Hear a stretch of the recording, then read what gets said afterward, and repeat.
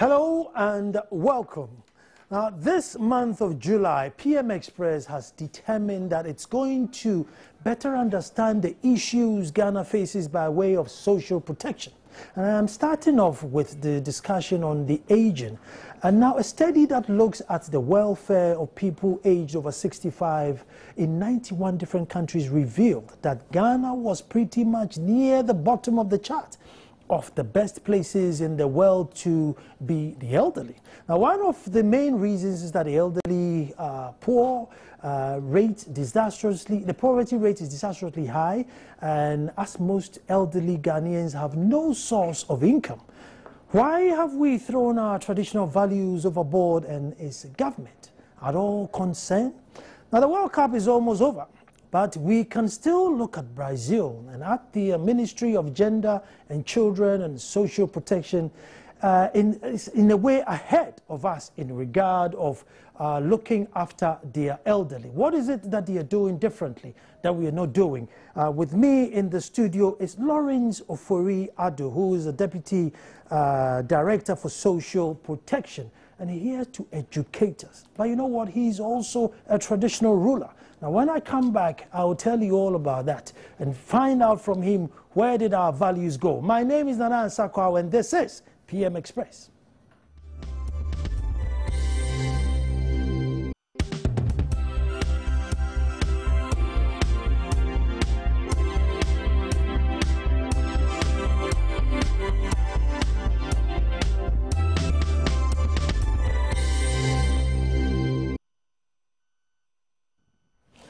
Well, hello, and aging and the Brazilian model. What is it that Brazil is doing that it is much better to grow old in Brazil than it is to grow old in Ghana? Would you have ever believed that?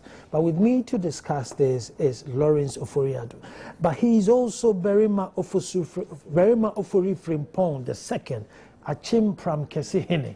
And that obviously excites me more, being a Dumasahine. This obviously becomes then my extra colleague. So we're going to find out, where did traditional values go? We used to live in communities, care for our mothers, care for our aunties, great-grandmothers, and kept them close. Why is it that we have to go all the way to Brazil to now find a model before it becomes nicer to grow old in this country? Ohene Akwaba. Yeah. Well, I'll call you Barima for the interview. Right. Yeah, and I'm sure people from Achim Pram Kesi are proud of your king and what he's doing for the country. My cameraman is from Achim Pram Kesi. You see, there you go. Isn't that amazing? Isn't that amazing? Right. So, Barima, let's start with traditional values. Now, we used to live in communities. We used to live in, even the way we built our houses, had the courtyard plan. We all stayed home, nobody left home. The elderly were there, and then you cared for them. And there was this adage that, you cared for me for my teeth to grow, so I will also care for you for yours to fall out. Right. Is that not applicable anymore? Why is it so bad to grow up in Ghana? Well, a number of factors contribute to this. And I'll just give a very short story. Yes. My mother was living at Begro. Mm-hmm. And I would have loved my mother to live with me when I was in Accra, or I'm in Accra. And I brought her here a couple of times. And what I observed is that anytime I close from work, I'll find my mother sitting behind the wall outside, a couple of times. So I thought probably she was not happy in the home, and that kind of, or somebody is doing something to her that she didn't like. And therefore I called my mother and asked her, why is it that she wants to spend most of the time outside the wall? And she said, inside she's like living in a prison and doesn't see people moving around, doesn't hear any sound and that kind of thing. And those are the things that prompted her to be sitting outside the wall. See people. And yes, and therefore, I said a lot of factors have contributed to the current situation of the elderly or the aged in Ghana. Migration is one of them. People leaving the rural areas in search of jobs in the urban centers. Globalization, for instance. We look at TV, we see things on telly, we watch films, about how the youth are progressing and not caring for the elderly and things like that. And again, you also realize that the economy of old is not the economy of today. It's becoming a cash economy. In the olden days, somebody could live in a house without even one coin or this red one CD in his or her pocket for a week. That person didn't care because he can just walk into a household and get something to eat, and that's all. But today it's a cash economy, and if you don't have the cash, you can't survive. So these are some of the things that have contributed to the current situation of our older persons in the country. The other thing that also comes up is pensions. Yeah. That most of the older people don't have a pension. But they've all worked. So why haven't they got pensions? Because they have all worked at one point in time, either on their farms or trading. So what happened to their pensions? And that's what you mentioned, the Brazilian model. In Ghana here, what we are having is what we call the contributory pension. In other words, you need to contribute whilst you are working, so that when you become older, you benefit from whatever you have put down there, and perhaps with the interest or whatever. But in Brazil, what they have is universal pension. So anybody who gets to the age of about 65 years is qualified to benefit from that kind of income security. And that is what we don't have here. The SNIT pension is for those who contribute, but incidentally, most of them are those who work in the public sector or in the formal sector, like your outfit here, where it's mandatory for people to pay their SNIT contributions and then get the benefits later on. What about those who are farming, peasant farmers, cocoa farmers, Makola women and things like that? They don't contribute, and therefore they don't benefit. And therefore, when they become old and aged, they don't have anything to live on. So that is the situation we find ourselves. Going back to the Brazilian model, does it mean whether you contribute or not, as soon as you pass the threshold, they will look after you? Certainly, they will look at you. But then there is an insurance component where if you want bigger benefits, you take the insurance. But if you cannot, like a peasant farmer or somebody who works ordinarily, then you are qualified to take the minimum of whatever pensions exist. I mean, if we look at how we are struggling with national health, for no reason of theirs, there's a huge percentage of the population who cannot contribute because they don't earn enough. So there's a small chunk, about 30%, looking after about 70% from their contributions and everything. If we add this model, again, is it not going to be a small amount of people looking after too many people, and can that model hold? Well, it depends on the arrangements. I mean, government takes taxes. They have certain schemes like the health insurance scheme that they have various models of means of financing those programs. And you can begin to take little monies from people, wherever they are, to build a fund that can actually take care of people when they become old. Certainly when you are at work or you are in the productive sector, you can also contribute, and then together we build a fund that can take care of our old people. I will come back to how much more we can take from the very small formal economy that we have, how much more we can take to look after the elderly, come back to that. But how much of Ghana being a worst place to live in, how much of that has contributed to money alone? It's certainly not money alone. The issue here is that people are growing older because of the improvement in health delivery and then improvement in healthy lifestyles. People are keeping away from things that will make them die younger and things like that. So the population of the old is increasing. Indeed, the UN records indicate that currently we have about 600 million older persons in the world. And by 2025, that number will increase to 2.25 billion. They are staying with us. Exactly. So they are going to live longer, and their numbers are going to increase.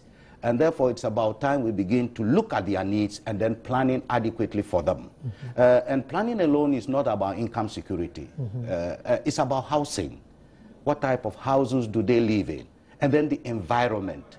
It's also about, as we are growing, look at the physiological nature of human beings. Certain conditions come into our way It could be sensory impairment like blindness, like deafness, hard of hearing, even including physical disabilities, arthritis, knee problems here and there. So we need to look at all these things and see how we can adequately plan for our older people. We don't have any consultations as people are growing. And these are things that we need to begin to do and talk to people, educate people about certain things that we need to do. If people are building houses, at times I visit households, and people want tiles in their homes, they want bath in their homes and things like that. When you are above 60 years, 65 years, you can easily slip on the tiles and, you know, subsequently get some injuries that will give you disabilities. And people need to be educated on all these things. We want to live on stairs, upstairs, and things like that without lift and all those things. But we should remember that one day we will grow and then we will be forced to come and stay downstairs. So you need to make the downstairs also the environment good for older people to live there. Have we gotten a habit of forgetting too soon? You see, because you realize that our main focus now has become, I think, from the ages of like 20 to probably maybe 60, the young ones, we don't seem to pay too much attention, you know, and then the old ones we forget. I mean, what is it that make that center only our focus? Yeah, there is a limitation in education and awareness on growing old. It's a life cycle. You begin like a baby, as a child, as a teenager, as an adult, and then you get to the end of the life cycle. And these are some of the things that we need to bring home to all people, whether old or young, so that we need to plan and adequately consider, because we have the opportunity to grow older, and therefore whatever we are doing, we should begin to plan for it. I think that is where the issue is. We tend to forget about ourselves, that one day we will get there, but that is eventually where we will be. Barima Osei, let me go back, and I use Adumasa as an example, and I'm sure you have a similar example. You know, the Embrewatia of the village, you know, I held with a certain level of respect, Embrewatia, to the point where even if I come, they don't stand up. I mean, Embrewatia doesn't stand up for the king because, you know, he gave birth, or she gave birth to a king. And it still goes on, and they have some leeway. They are the only ones who can even reprimand you, whether it's been public or not. So, in that cultural setting, the old lady is still revered and respected, and still, you know, her ideas are still welcome. In major decisions, you know, you have to consult them. So at which point do we lose that contact, that the elderly now is not? Yeah, and in times of old, you realize that older people were highly respected. And like you said earlier on, you look after me for me to grow teeth. And then the child will also have to look after you for you to lose your teeth. It was a very strong adage. So whatever people are doing, they try to make sure that they bring up people, you know, who can support them when they get older. And the family has its own insurance for the older people. Even during times of death, what they call nsawa, is just contributing little to support people who are dead, or to support families who tend to have dead people. Right. Now, the older people are considered as they have the repertoire of knowledge and wisdom. And therefore, we try to consult them in times of need and in times of difficulties. But like I said, migration, urbanization, globalization, we are losing this aspect of our culture. Even as a king, when during arbitration, when you get to a point, what they will tell you is that let's go and consult the older lady, wherever she is, imagery. They go there and then they come back and give the verdict or this thing. Those are the things, arrangements that we have for our older people. But it is not like that today. But let me also remind you that treatment for older people is cultural. The Akans may have that arrangement, but you can get to a particular culture that people are treated differently. You might have heard about these witches' camps in the north and things like that. Yes. You can see how women, when they become older, suffer from a lot of discrimination and exploitation, because they don't own property, so to speak. They don't own land. They don't have assets. when you enter marriage, you are there as a visitor, but you lose touch also with your family. So when you lose your husband, a whole lot of things are put on you to make you look like a witch, and then isolated from the mainstream society. So culturally, people are, women in particular, are treated differently. But the point still stands that we strongly believe that the older people have the wisdom, they have the experience, they have built the skills that can also benefit larger society. And these are things that we need to begin to look for and then use it to also support the younger generation. Let's go back to Brazil and if they have this, you know, here in Ghana, if you're a woman and you grow old and you are not fortunate to be wealthy, the likelihood of you being a witch is very, very high, because you're an old woman and you don't have money, therefore you're a witch. And therefore, if anybody dies of tuberculosis in the family, it was your fault. I mean, do you find the same in Brazil, or are they not too quick to point a finger? Brazil has a lot of minority groups.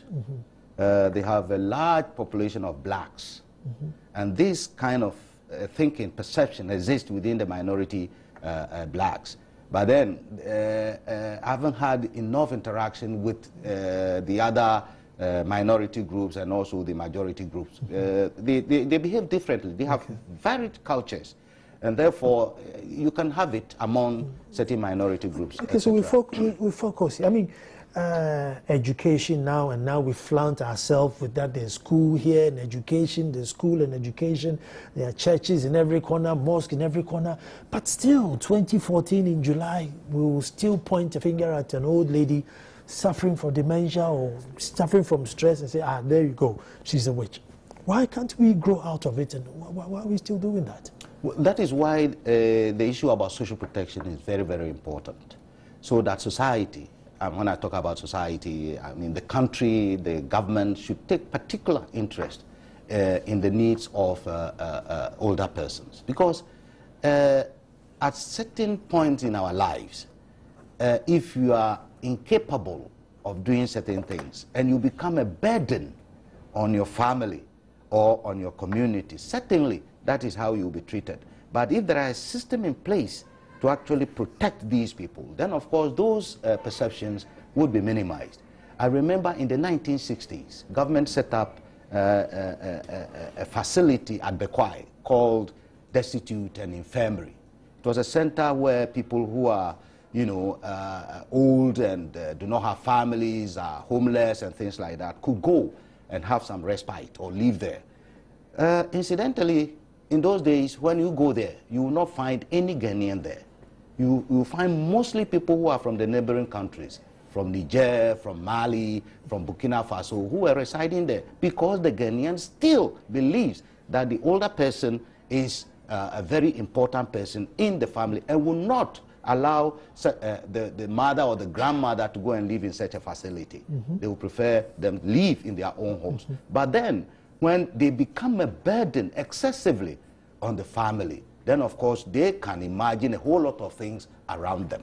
And therefore it's about time we try to protect them, give them the necessary income security, support the family to be able to take care of their older persons. Otherwise, these kind of exploitation, perception, they are witches, they are wizards and things like that will persist. I mean, you sort of have answered my next question, because I just was going to say that coincidentally, the witches are never rich. You know, they're always the poor one, but maybe because of burden. But coincidentally, the witches are never rich. They will never be rich, because if I have money to take care of myself and take care of my grandchildren, how on earth would you come back and tell me that I'm a wizard? You wouldn't do that. But when I'm virtually a destitute pauper, and people have to go around to fetch food for you, to fetch water for you, to carry you here and there, certainly they would have wished you are dead, isn't it? And in its place, they try and say that you are rich, you know, harassing younger ones and killing or making people sick and things like that. Yeah, it's all the perception we hold. And the bottom line is poverty and inability to cope with the situations of life. Yeah. We already have a national aging policy. Are we going to sort of add the the Brazilian model to it, or is this good enough? And how much of this policy have we even implemented before we think of adding other ones? We seem to be quite good at bringing policies. I mean, personally, with all good intents and purposes, will push it, but then the state itself will then have to, back it. But the state is not very good at backing policies. Well, that is the issue to some extent. We have the National Aging Policy, and it's a very comprehensive document.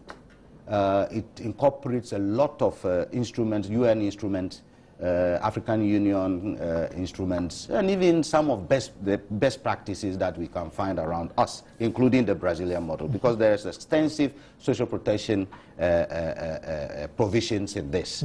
But the issue is about implementation. This one was prepared in 2010, but as of now, I don't think we have gone very far in dealing with it, except in areas of health, like health insurance for the older people above 70 years. And then also the Ministry of Gender, Children and Social Protection is implementing the livelihood empowerment against poverty. That also provides some income security for older people. But the numbers are too few, I mean, to actually boast of. And therefore, these are some of the models that we can expand to support older people in the country. But we also don't have to rely solely on income security, giving people money and things like that. We also need to look at housing and then the environment within which older people should live. It's also very, very critical. We build houses, estate houses, we call them affordable, they are skyscrapers, whatever you call them, tall buildings, and how do you expect the older people to also live in there?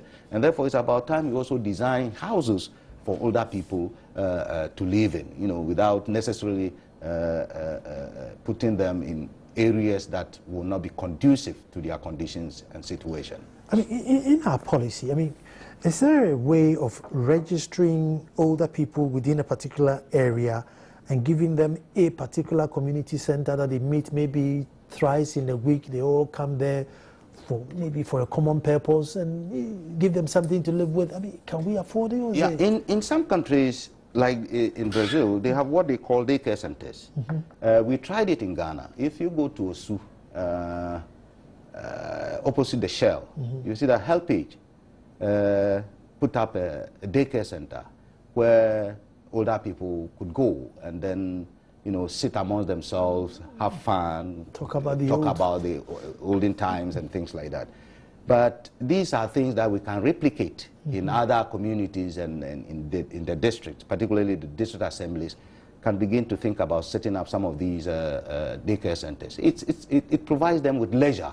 They talk about themselves, they share experiences, and they can also interact with others, where you can even bring in healthcare people to come and talk to them about healthy lifestyles and things like that. Nutrition also would also be taken on board when we have such daycare centers. Because normally when we talk about nutrition, we limit it to children below 5 years. But the elderly also have serious need for nutrition. Their nutrition should not be the type of nutrition that you have. You need to take a number of eggs and chibom and that kind of thing to make you stout. That is not what the older people need. And therefore, these are some of the things that we need to begin to do to actually protect our older people. I want to take a break here, and when I come back, I mean, the older folks, I mean, aren't they the perfect babysitters? I mean, my mom, God bless her soul, she's the family babysitter. If you're going anywhere, you just call her. Either you go and dump the kids with her, or she comes and take over the kids. And, I mean, it's invaluable, the discipline and the protection and the security you get. Aren't we using the older generation for that? Stay tuned.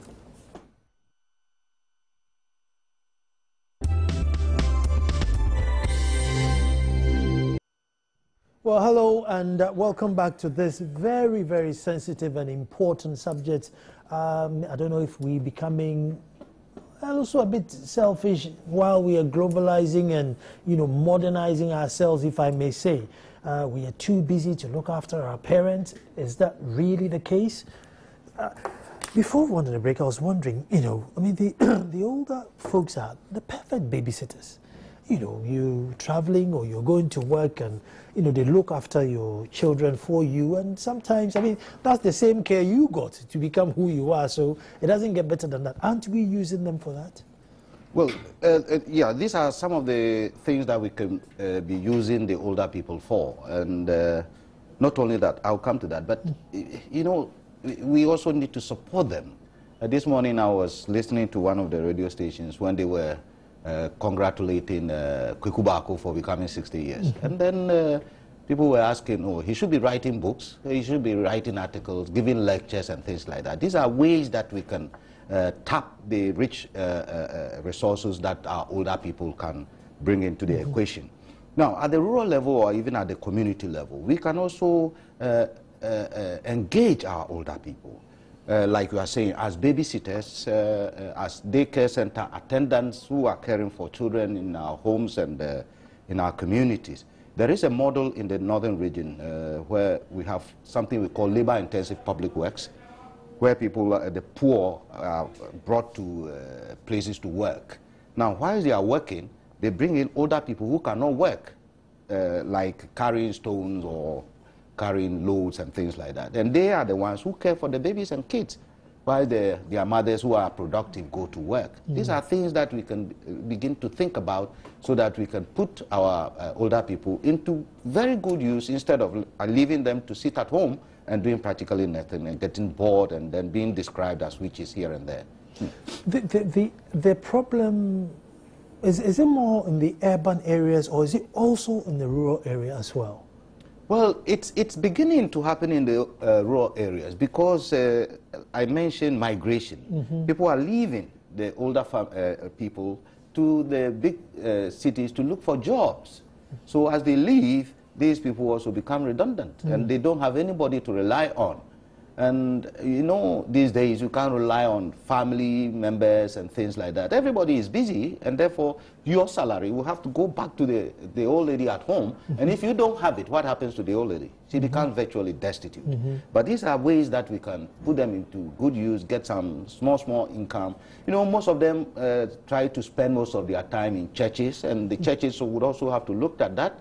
The churches are running schools, they are running daycare centers, and they can engage some of these older people to support in the running of such facilities so that they get themselves busy. Not necessarily the income per se, but at least they get themselves busy and then life continues. So, I mean, is there anything where an old lady could go to their district assembly and say, listen, I live in Edumasa, I am really destitute and you need to help me out with either money, a wheelchair, or, you know, look after me because I'm struggling? Or is there any facility like that? We need to build the capacity of older people to demand, because that's their right, their entitlement. They also have to enjoy their rights. But then most of them do not know where to go. They do not know where to go. But if we are able to mobilize them, build their capacity, they can also demand from the district assembly, just as persons with disabilities are demanding for the district assembly common fund. Older people can do the same for government to actually look at their needs and then try to protect them. Yeah. And it will be justifiable. It's justifiable. It's their right. It's their right. Any individual can just walk to the district assembly, I'm sick, I can't afford this, and then demand it. But, you know, people do not know. People do not know. And then we also feel that, well, why should I be seen in the public as somebody being a nuisance and things like that? But then if you're able to mobilize them into a very strong force, they have a right to demand for better life. Good. I have Ebenezer Ajay Sosei, yeah, Executive Secretary for Help the Aged, so he knows exactly what we are talking about. Ebenezer, you're welcome to the show. Thank you. Ebenezer, we're looking, I mean, Ghana is ranked, you know, right at the bottom of 91 countries that surveyed. A country that you don't want to grow old in is Ghana. And obviously, Help the Aged, you would know. There's this Brazilian model where whether you contributed or not, you know, the state looks after you. I mean, have you heard of it? Come again, I didn't. Oh, I think the line dropped. The producer will try and get him back. Obviously, let's see what he thinks about with regards to this new model. And what I wanted to put to him was, are we going to borrow a new model which would, you know, come and strangle us to death? Well, universal pensions are not only with Brazil. There are quite a number of countries. South Africa has it. even Kenya is thinking about it. So I don't think it's a new thing or something that will strangle us. It's just a matter of looking at how sustainable financing arrangements we put in place. I think I got him back. Ebenezer? Yes, sir. Sorry, the line dropped. We're talking about, you know, making sure that, you know, you grow old gracefully and, you know, nicely in our Ghana, being that it's supposed to be our culture anyway, that we look after the aged. Where we lost it has become a problem. But Brazil has a... Oh, we'll drop the call. The call dropped again, guys. If you can get him back for me. But, Barima, the other thing is our education. I mean, we are very educated now, so we should be, you know, better informed than so-called fathers before us who were not educated. But why is it that with all these educated, we are more disconnected? Those are the dynamics of development, obviously. And I have been talking about globalization, urbanization, and things like that. As soon as you leave your culture, and then you grow up in a different culture, you are completely disoriented. And the things that you would have done when you are back at home, there are things that you may not want to do. So you build your house and you put walls around it. You are protecting dogs or thieves with your dogs, not knowing you are also cutting off yourself from your own family and friends. Perhaps when you should have lived back at home. The friends that you have, when they come and the walls are there and the doors are there, they cannot enter unless perhaps they are invited. But it's not like that in the rural areas or where we grew up. You understand? Come in and say hello in the morning. So those are some of the things. You are talking about development, yes, but then it tends to disorient people from their cultural practices and values. Let me throw a spark. I mean, you look at like the Japanese. They're very highly developed, but they've kept almost, you know, a lot of their things intact. The Chinese do that. They still keep their mothers at home. They keep their shrines at home. You know, so even though they are developing technologically, they are keeping their culture with them. I mean, could we have done that, or ours is a bit... Yeah, we are borrowing too much from the Western world. That is the way I will look at it. Because, you know, China, some years, was a closed society. You cannot just impose anything on them. But for us here, anything that we find on the street, we are enticed to it, and we want to copy it, and we keep on copying blindly. Japan will not do that. China will not do it. But it's Africa. Let me try and see if I can get Ebenezer, and hopefully the line will hold this time. Ebenezer? Yes, please. Well, hopefully the line will hold up again. Let me change your question. Sorry for that. I know.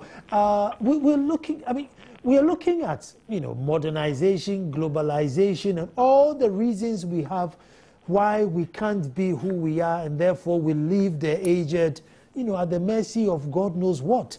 What can we do? I mean, you are in the industry to make their lives better. Yeah, the basic challenge we have is that we are not managing the impact of social change properly in this country. All the positive things we are terming development in the area of modernization, technological advancement, and all the pluses we think are positive to our development are not being managed properly when it comes to their impact on our older people. And that is the basic problem.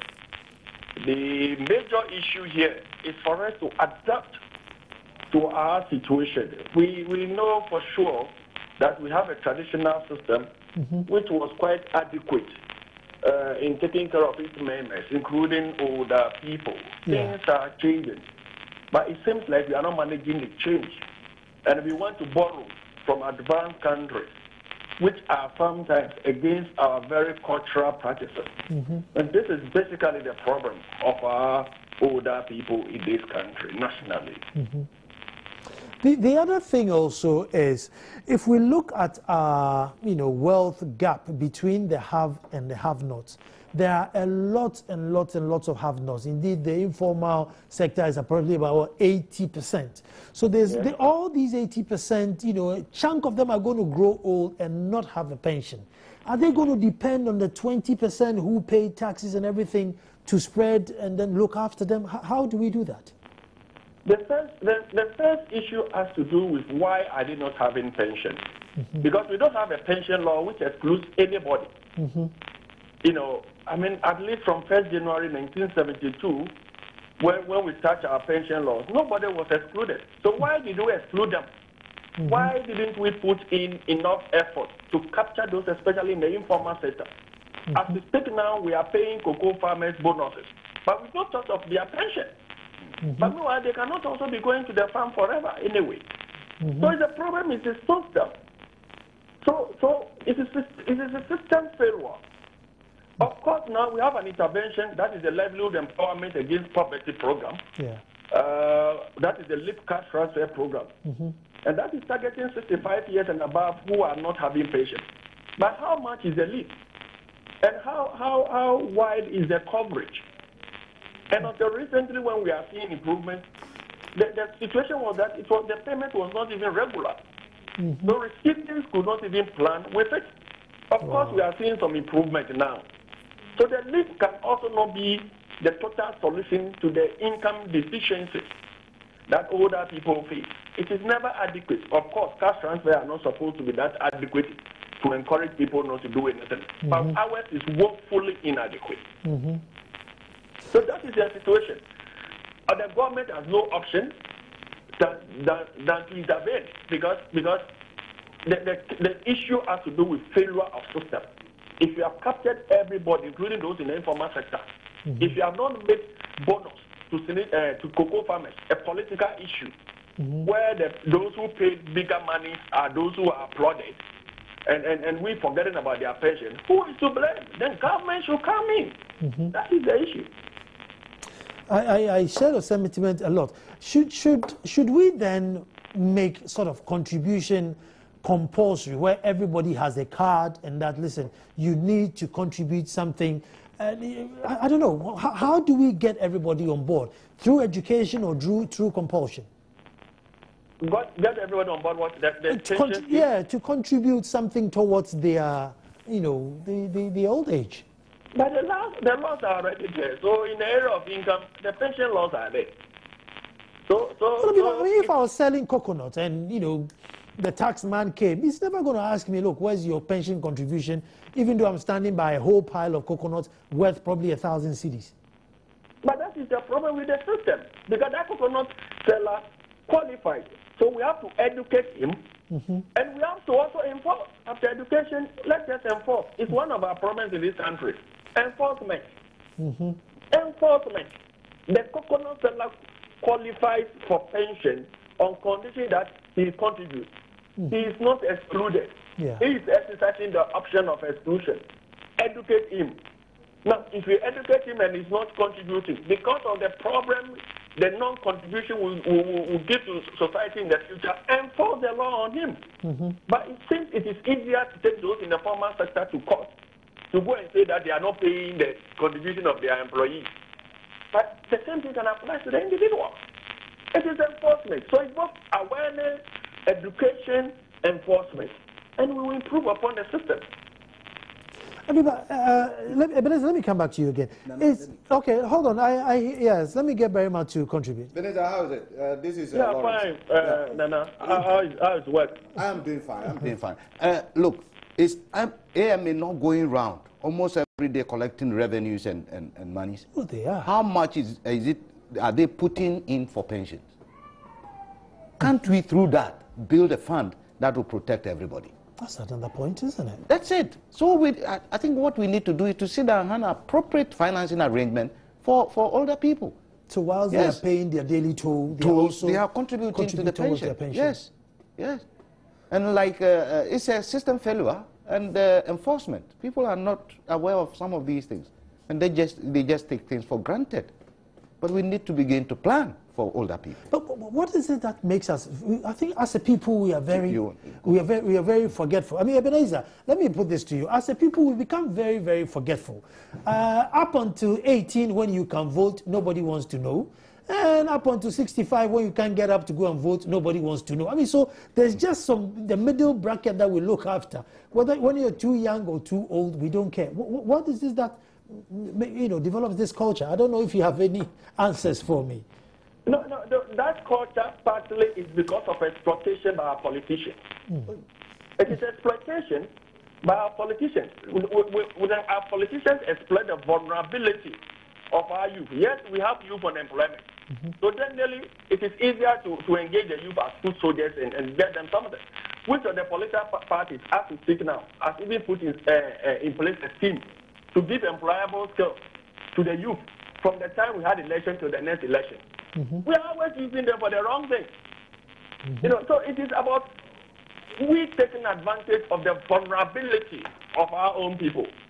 Look at this issue recently about the engagement of workers and government concerning the second tier, which needs to be transferred into an investment account, still being kept by government institutions.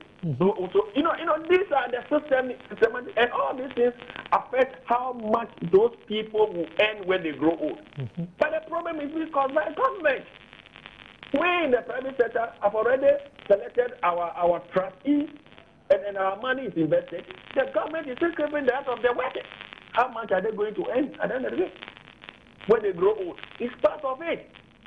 It's part of it. The other issue is that we always assume that the extended family system is the same as it was, and that when you grow old, they will take care of you. And if they are not taking care of you, then it is because you were irresponsible when you were young. It is not always true. When it comes to preparation towards old age, there are that which relate to the individual, and there are that which relate to the state. You, the individual, cannot put in place a healthcare system for yourself in terms of building hospitals. That is a public issue, but we are in a country where we don't even start training geriatric doctors. You cannot train it for yourself. So it's a shared responsibility until government comes in to do a part, and the individual also does his or a part. This problem will persist. We are playing the ostrich. We think we'll be as we are now forever until we are taken by surprise.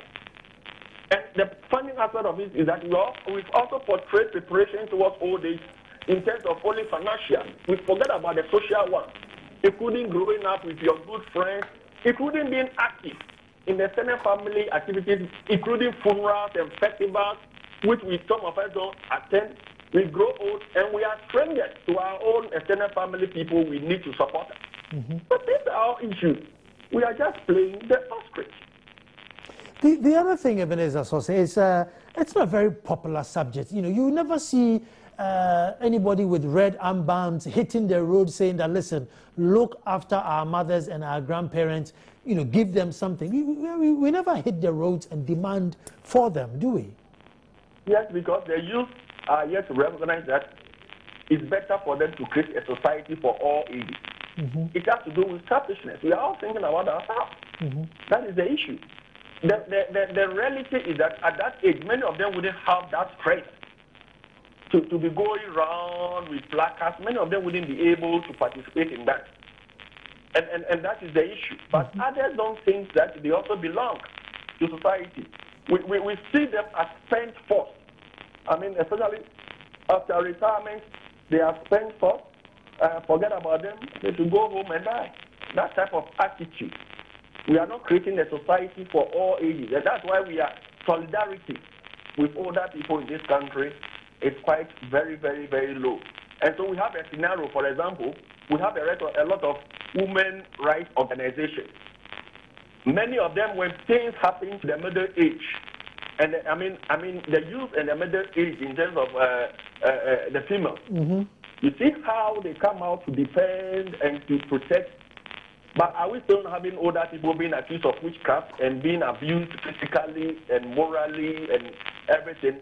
Do they invest the same energy in those issues? That menopause means you are no more a woman? These are issues. We need to change our attitude and the way we do things in this country. We are all candidates of very bitter old age in this country. It's like a joke. You will get there. Why is it that it's taking Parliament so long to even talk about this issue? Because many of the parliamentarians think they will remain there. It is until they go out, then they realize they are old. I'm going to put these two questions to both of you, but Could it be one of the reasons why we have lost a sense of patriotism? Now, on Friday, I'm talking to Reverend Osei Kufi, who was once upon a time a good footballer for the nation. And he took the country to won 2 African Cups, went on the final, won 3 Olympic Games. You know, he did a lot for his country. Refused the £30,000 contract in the UK and stayed in Ghana. And somewhere in the 80s, we gave him a kettle to say thank you very much. I mean, could this be a bigger picture where people lose patriotism? Ebenezer, let me start with you. Yeah, it is a contribution factor. It's a contribution factor. We don't have systems in place to recognize and appreciate the contribution of our older people. As I indicated earlier, we see them as spent for. Reverend Osei has finished his football career. That is the end of the story. His time is past. Even with this politicization of you hear people saying it is now the time for the youth. These people are old people. They are gone. It is an attitude. We see them as spent for.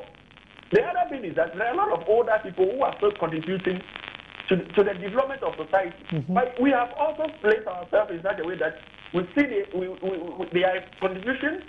Contributions are invisible to us. They are not rewarded. Let me give you a practical example. I'm now out of home. My mother may be there, for which reason why my children will go back home. I don't think so much about what happens to them because they are in safe hands. If we were to be the Western world, wouldn't I be paying for nanny? Yeah. I then remember, do I give my mother that money? I've washed dry things on the land. Did I pay my mother for security? Because she's dead, that is why nobody is coming to steal it or something. We don't see these contributions as anything. I mean, we think it's normal. So we don't appreciate, we don't reward. And that has become the yardstick for the youth. If you don't do something for yourself now, when you grow old, forget it. Let me bring Nana in here. Nana, on my patriotism question. Yeah, well, I mean, if the youth are looking at this, listen, they went through the same thing, they were never rewarded. Maybe so. Look, let me just be selfish for now and mind my own business. Well, like Beneza is saying, patriotism is so romantic a word, and I mean, if I'm not patriotic, what shows or how would you determine it? And therefore, I think what we need to be doing is to demand our rights. Let people demand our right, their rights. They have rights that they need to protect. They have entitlement that they need to demand. And if we begin to do that, I think that is the best way to look at it than to talk about patriotism. Patriotism, who is patriotic? It's very difficult to define who is a patriot and who is not. I'm going to take a break here, and then when I come back, we want to look at what's the way forward. What can we do to at least just move maybe 50% of what we can do? Stay tuned, we're coming back.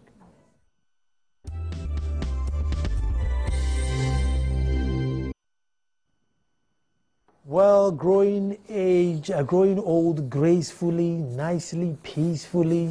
You've served your nation, you've served your family, and therefore, they need to also look after you in times of need.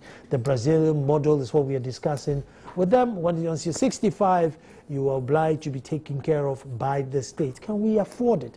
What's the way forward from here? And Barima, let me start with you. What can we do, change attitude, mindset, to move forward rather than just the rhetoric? What can we do? Well, first of all, education is needed. We need to actually intensify our education on aging and get people to appreciate the need for the state or the government to consider the needs of persons who are older. We also need to look at our institutions. For instance... Barima, let me come in here. I mean, like, after 65, the Metro Mass, do you get a reduction to, or is it free, or do you get a reduction? I think it's only for school children. Not but for I'm not aware of older people. Older people. Oh, yeah, okay. And even you are talking about the cost of the Metro Mass. Look at how the Metro Mass is boarded. In some countries, there are special seats reserved for older people. And people respect it. Nobody will sit on it when he's a younger person. But here, look at how people board our Metro Mass buses. And even look at where the buses stop. the way the roads have been designed. The very wide margin for you to step on it. Any older person can slip and get injured, you know. So there is a wide range of things that we need to look at. And that's why I said we need to begin with education. Yeah. The design of our roads, the design of our houses, public places should be able to accommodate the needs of older people. If we are going to the banks, look at the steps that you have to go on. Look at the older people, somebody around 70 years going to the bank. Somebody can just, you know, push him down and get him injured. So all these things need to be, we need to create awareness on all of these. And then also the institutions. Ebenezer mentioned geriatric care. It's very limited in the health sector, where the health needs of older people are actually taken on board. Our health centers, our district hospitals do not have these facilities. And that is where most of our older people live. So we need to look at that. Social welfare, the Department of Social Welfare is in a very pity situation. If you go to the districts, some of them do not even have offices, the very few people working in the offices, furniture, things like that. They are the ones to actually create awareness and link people to opportunities and things like that. And they are struggling. They are struggling. So the person to do it, you are not in a very good situation. How can you protect the rights of older people? So it's about time we also take a look at our institutions. We tend to look more on infrastructure, paint them white, and then cut the tape to open these infrastructure, school building, hospitals, roads. That's what most of us are interested in, or most of our governments are interested in. They are not interested in the human needs, the social needs, the human beings that are supposed to use this infrastructure. We get very little interested in their needs. And it's about time we begin to think about people rather than infrastructure. I don't know how much more we can pack on education or pack on schools, but everything I keep saying, look, why don't you go into the schools and reorient the new generation coming up? I mean, maybe we send grandmothers to the school at young age and interact with them so they empathize with them and they grow to understand that they are also part of society. And I'm sure one day I'll call you so we'll look at disability. Yeah. But I'll just divert and come back. I mean, if you look at Parliament, its disabled access is even very, very limited. And that's the epitome of passing law to protect disabled. Exactly. So then I look back at the old age. I'm thinking, when are they even going to get to making sure that the old age is looked after? And if they don't move, who moves? Exactly, exactly. And it's Parliament. Parliament has a greater role. There are a lot of, how do you call them, subcommittees. And we have a subcommittee on social welfare and state enterprises. How much are they putting in, you know, to actually protect and they are old themselves. Most of them are old. They go to hospitals. They go and check their pressure, diabetes here and there, forgetting, like Ebenezer said, that very soon they will also get out of Parliament and they will face the reality of life. So that is what it is. And we need to talk about it. Like you are saying, get older people themselves also to talk about some of these issues. It's interesting you brought me in because I'm an older person. Which is very good, which is very good. So now we need to go to the rural areas and probably look for the assemblyman to fight for on the behalf of the aged in their community, or do we get the old people themselves to come out and fight for their own self? There are two sides. We have the demand side and we have the supply side. And that's what I'm saying, that let's activate the Department of Social Welfare at the district level so that they can support the older people out there to demand. Okay. Without that, and you said, okay, you are going to build the capacity of older people, whereas the supply side is limited. The health facilities do not have geriatric care. The Department of Social Welfare is so weak. What are they going to demand? So we need to look at both sides, both at the supply side and then also at the demand side. You see, your ministry is a very big ministry. I'm sure it's like 15 ministries in one, summarized out there. And it is very, very important because you said one thing which struck me. We build schools, roads, and all these things and forget about the people who are going to use these material things. But the monies allocated to this ministry from state, does not show or equate to the size of it. So where else do we find funding for you? Well, it's a state institution. It's a government institution, and it is the responsibility of the government to resource these institutions to enable them deliver. So if funding is not adequate, then you can imagine the output of most of these institutions. That is the bottom line. If I found a little child on the road crying today, I could pick the child up and probably take them to police station, or, you know, she said, look, I found this kid, maybe he's only 3 years old, I don't think she has to be on the road. If I found a 100-year-old lady on the road with a walking stick in the middle of the night, can I bring that lady to your establishment and say, look, I found this old lady and I don't think she should be here alone at this time, therefore take her? And what do you do? Is there a place for them? Yeah, that's what I mentioned earlier on, that we do have one facility for the whole country. That is the Bekwai Destitute and Infirmary. In Bekwai? In Bekwai. All right, what if I see the lady in Winneba? Well, that's what I'm saying. We have only one such facility, but it's about time we create such facilities for people. But you said it was done in 1972? Yes, and it's in a very deplorable situation. I wish one day we could go there and take some pictures, and you see what the situation that place is. Very, very deplorable. Wow. Yeah. And that's the only place now that you can house them? For now, that is the only place that we can house these people. They have their own cemetery, they have their dormitories, they cook for themselves and things like that. But it's not the best, I can assure you. Wow. Mm. And you see, sometimes maybe we also deserve what we get, because when, you know, people come to ask for our mandate for power, we don't also ask them, listen, what would you do for my mother if I give you power? You know, so maybe, you know, citizens should be also educated and demand for the right for our mothers, because one day we're also going to be mothers and fathers. Yeah, exactly. And you see, the private sector can also take interest in this, provided that they will go by some set standards and create an environment that will be conducive to people. In some countries, the private sector support the state by establishing old people's homes and then running those homes. But it's commercial. You get your whatever income security you get, and then you pay for the services that you get in those private homes. And it's all over in the Western world. But it's very difficult to run such facilities. But have we gotten to the stage where now we will take our parents to these homes, or are we still, oh no, as for me, I'm not taking my mother there?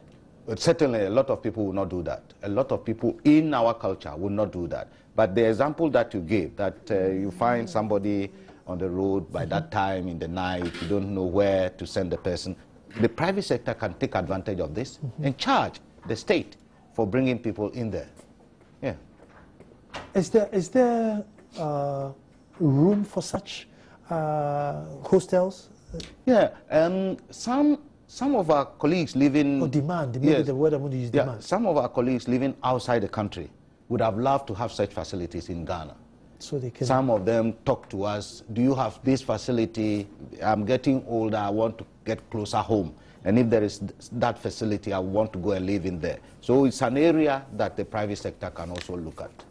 Barima Osei Frimpong, the second, Achim Pram Kese Hene, obviously speaking, was wise counsel as a chief. Undoubtedly, my cameraman is from Achim Pram Kese, so you can tell. At work, Lawrence Ofori Ado, Deputy Director, Social Protection.